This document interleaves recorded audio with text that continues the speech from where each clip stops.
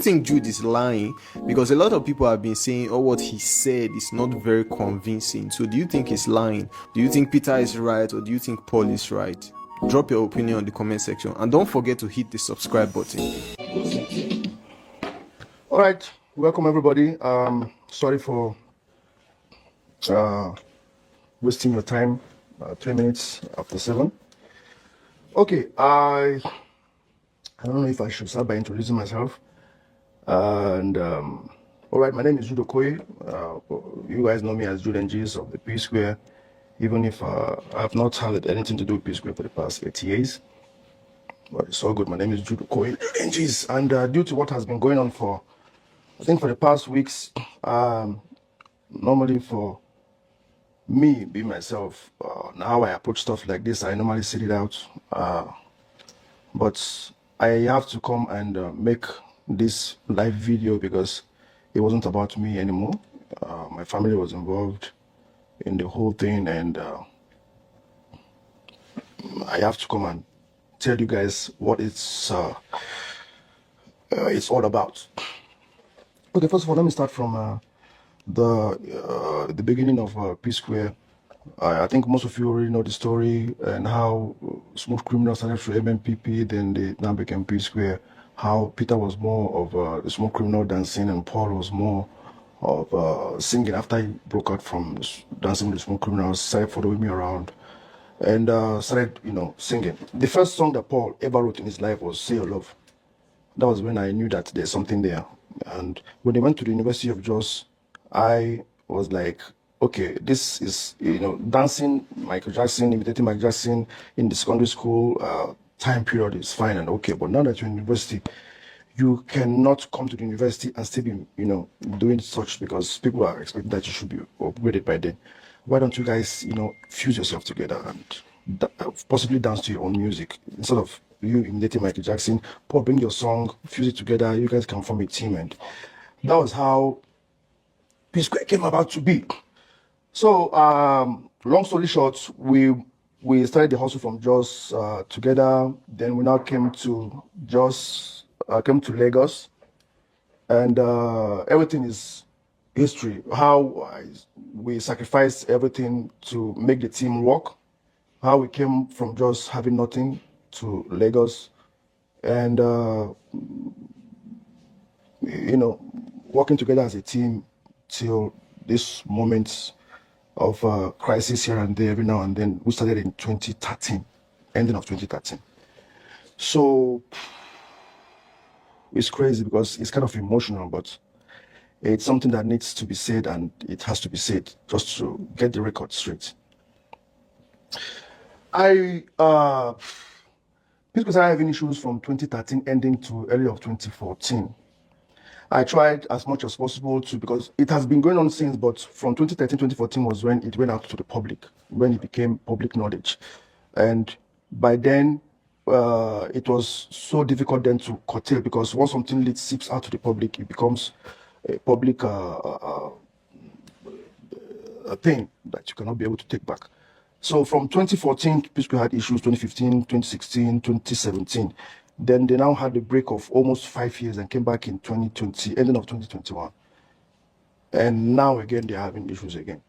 Why I'm here is because I was, one way or the other, involved in the Psquare saga once again, even though I have never had anything to do with Psquare for the past 8 years. Since 2016 to date, I've not been Psquare's manager, I've not been Psquare's director, I've not been Psquare's anything.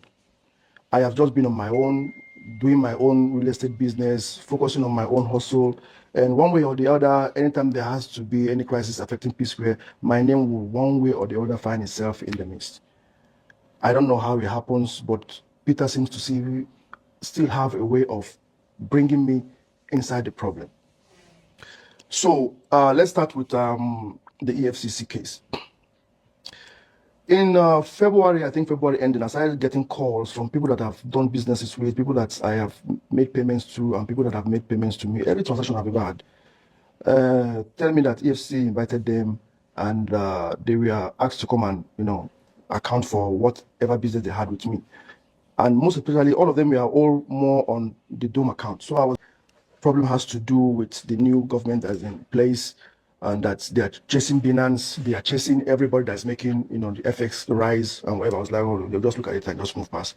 Until somebody that's paid Naira into the account called me and told me, hey, they asked him to come and explain for what he did, what the 500,000 Naira he paid in my account in 2015 was for. Then I was like, okay, this is not about FX or Binance anymore. Something fishy is going on. So it kept on coming like that. Everybody I've ever done businesses were calling me different people. And then in 22nd, I think 22nd of April, 2 days to my birthday, I was invited to come to the EFCC. I went there with Paul. I didn't know that Paul was even invited. He showed me that, oh, he was even invited the same day. I said, okay, let's go to the same day. Let's go the same day. We now went there with our lawyer. We went there. They now opened the file and they were asking me, okay, this money was found in your account. I said, yes. This money belongs to Psquare. I said, yes. So what is it doing in your account? I was like, why are you asking me what Psquare's money is doing in my account? It is my own share of Psquare. They were like, no, that there's a petition against me. I said, okay, let me see what the petition was about. Then they gave me the petition. That's when I knew that it was Peter that wrote a petition against me since December ending of 2023. The investigation started in 2024, January. And the petition was saying that I opened a secret company and I was siphoning Psquare's money to my personal account. I was like, no. This is royalties. Paul has Sasem publishing royalty coming to him every quarter. Peter has Sasem royalties coming to him every quarter. Jude has royalties also coming to him every quarter. We have an agreement within the three of us that anything that has to do with Psquare proceeds goes three ways to the three of us. Peter gets his own, he shares with us. Paul gets his own, he shares with us. I get my own, I share with two of them. That's how it has been going. Until 2017, or rather, 2016, when Psquare had issues with fighting in the Festus Keyam's office and all that, there was a split of Psquare. Peter stopped sharing. Paul came and gave me money. I was like, yo, I think you can keep your money because Peter has stopped sharing. So I think what is going to happen now is that everybody should start keeping what they get because Peter is incommunicado now. Nobody can reach him. So I think that's the best thing. The Paul was like, yeah, let's everybody keep what they get. And that's how it has been for over 4.5 to 5 years or thereabout till 2021 November when they came back together. And I did the noble thing, which was I returned the catalog back to the fold so that the three of us can be sharing it equally as usual, which was what was expected of me to do. But surprisingly, they refused to return their own. As I'm speaking to you right now, they are still keeping the royalty publishing that they receive quarterly.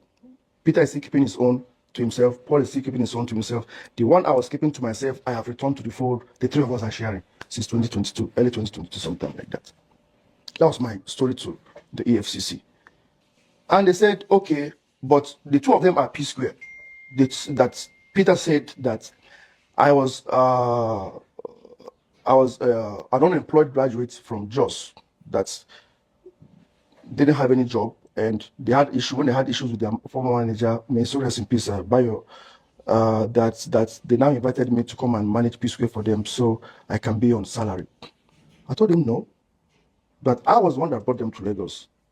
That I was one that even made the group Psquare. They said, no, that was what Peter told them. I said, okay, that means when I'm coming tomorrow, I'm going to bring my CSCs, I'm going to bring my MOUs, I'm going to bring every document that I had to prove that I am not just a bystander. I am part and parcel of Psquare. They said, okay, I should not blame them that the only Psquare they know is just Peter and Paul and Steve. I said, yeah, I know, I understand. The next day being my birthday, I tried to excuse them that, okay, can I be allowed not to be there on my birthday so that I can have time to attend to my guests and everything? They said, no, that's okay. I should just come that day that they're going to release me by 1 o'clock so I can go and attend to my guests. I said, no problem. So the next day I came. Now I came with just Paul. I didn't come with my main lawyer. And I gave them all the documents. The guy looked at it and was like, wow, did Peter sign this? I said, look at his signature. This is the CAC that we opened the company with. Both Square Records and Outside Entertainment. They were like, you are even more than Psquare. I was like, I don't understand what you mean. They said, look, you are entitled to 40% shares, while the two of them are entitled to 30%. I said, well, I'm not supposed to say it with my mouth. You can see. Then they said, okay, if that is the case, so I should come and prove. I should prove to them that we have an MOU, that we're supposed to be sharing it equally. I said, if the CSC is not enough, okay, we have an MOU. This is the MOU. The MOU clearly stated that The P-Square comprises of 3 entities: Peter, Paul, Jude. Every process of the P-Square goes 3 ways to Peter, Paul, Jude. Nobody has the right to take every P-Square song, catalog, video, likeness, image outside the benefit of P-Square. So, in a nutshell, I was able to establish that I am not a bystander, that I was P-Square, that I played my role in the P-Square situation. Long story short, they started asking me some questions that I felt very irritated about, even though I did not understand them, but now I do understand. They were asking me, okay, I built a mansion in Okoye. I said yes. Where did I get the money from?